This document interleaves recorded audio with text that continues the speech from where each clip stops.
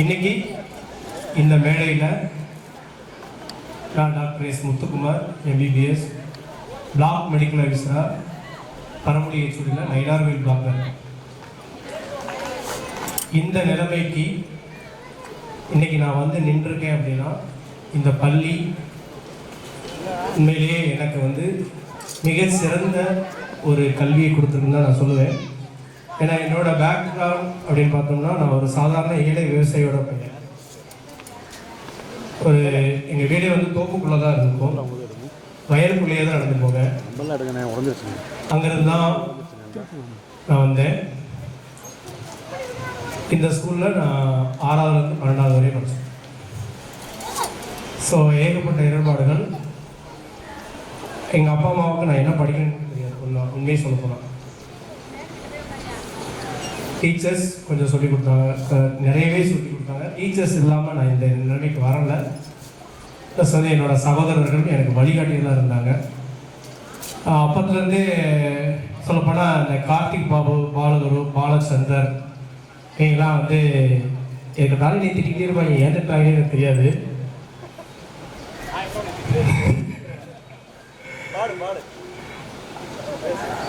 அப்பையும் வந்து எதையாவது படிக்கிறது, எதையாவது சண்டை தான் இருப்பேன். ஸோ அந்த சூழ்நிலையிலேருந்து வளர்ந்து ப்ராட்டப்பாக ஒரு நிலைமைக்கு கொண்டு வந்திருப்ப நிறைய தோல்விகளையும் சந்தித்தேன், நிறைய அவமானங்களையும் சந்திச்சிருக்கேன். எல்லாத்துக்கும் இந்த அதுலேருந்து நிவர்த்தியாக வரணும்னா என்னோடய ஸ்கூல் வாழ்க்கை, என்னோடய ஆசிரியர்களை நான் நினைவு வந்துட்டு தான் வெளியில் வந்திருக்கேன்.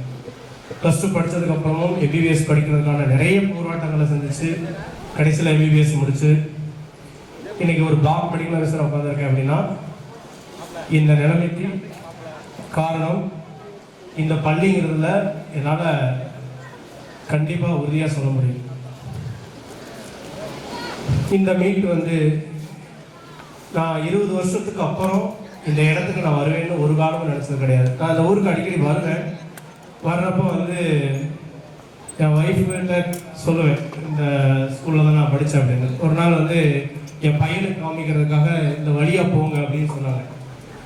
இந்த ஸ்கூல் வாசலில் வந்து நின்று அவங்களை காமிச்சிட்டு போனேன். இந்த ஸ்கூலில் தான் நீங்கள் படிச்சிங்களான்னு கேட்டாங்க.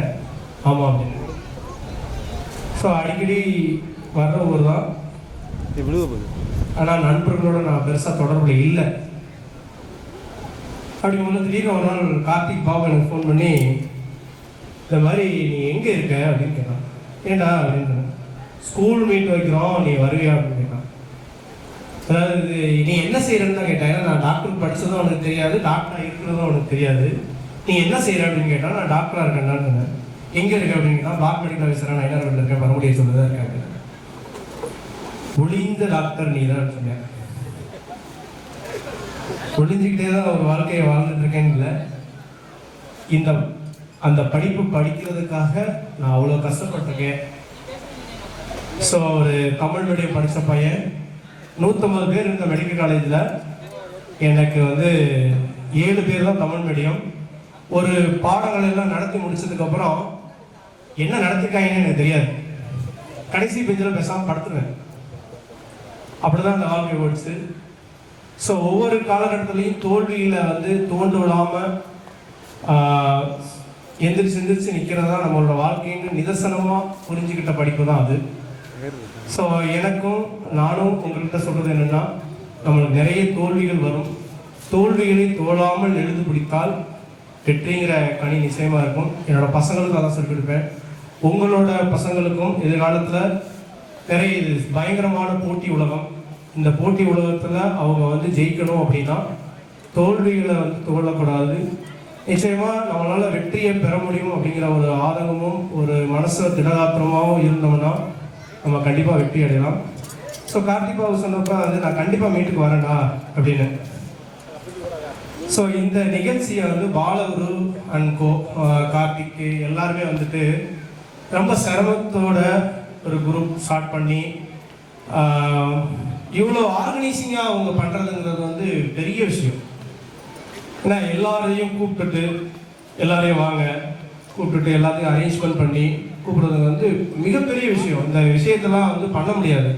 அதுவும் வந்து இந்த போலீஸாக இருக்கிற கார்த்திக் பாபுலாம் எப்படி இதெல்லாம் பண்ணானே எனக்கு தெரியல.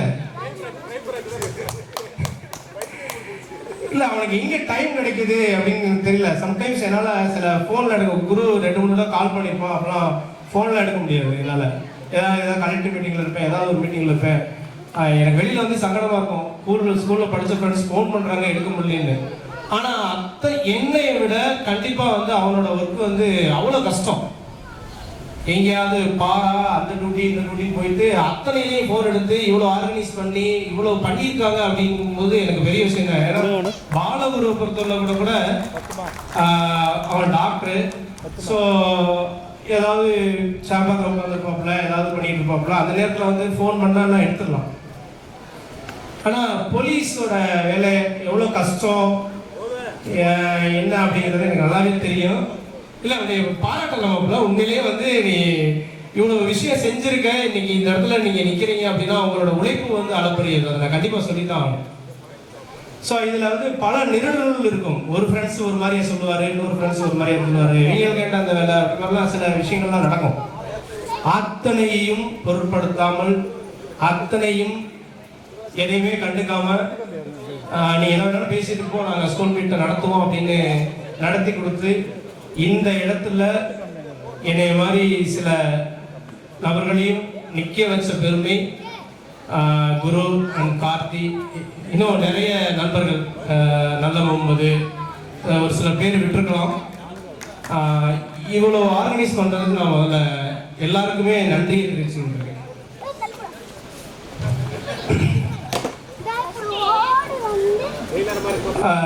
திடீர்னு நான் அரேஞ்ச் பண்ணாங்க, திடீர்னு கார்த்திக் ஃபோன் பண்ணி ஒரு வீடியோ போடுறேன்னு கேட்டான். இது நல்ல வேலை, நான் அந்த நேரத்தில் அட்மின் மட்டும்தான் மெசேஜ் போடுறான்னு நேரம், அந்த நேரத்தில் குரு வந்து அந்த வீடியோவும் போட்டு விட்டாப்புல. ஏன்னா வீடியோ போட சொன்னோடனே நீ திட்டத்துக்கு உட்காந்துருந்தேன். இந்த மீட்டை இவ்வளவு சிறப்பாக நடத்தி கொடுத்து ஒரு ஞாபகார்த்தமாக 20 வருஷம் கழிச்சு இந்த மீட்டில் என்னையும் நிற்க வச்சதுக்கு எல்லாருக்கும் நன்றி சொல்கிறேன். இனியும் நம்மளால் முடிந்த அளவுக்கு இந்த பள்ளிக்கு பெருமை சேர்க்க வேண்டும். நம்மளால் எல்லாரும் இன்னும் கூட செய்யலாம். வாய்ப்பெடுத்த அனைத்து உள்ளவர்களுக்கும் நன்றி.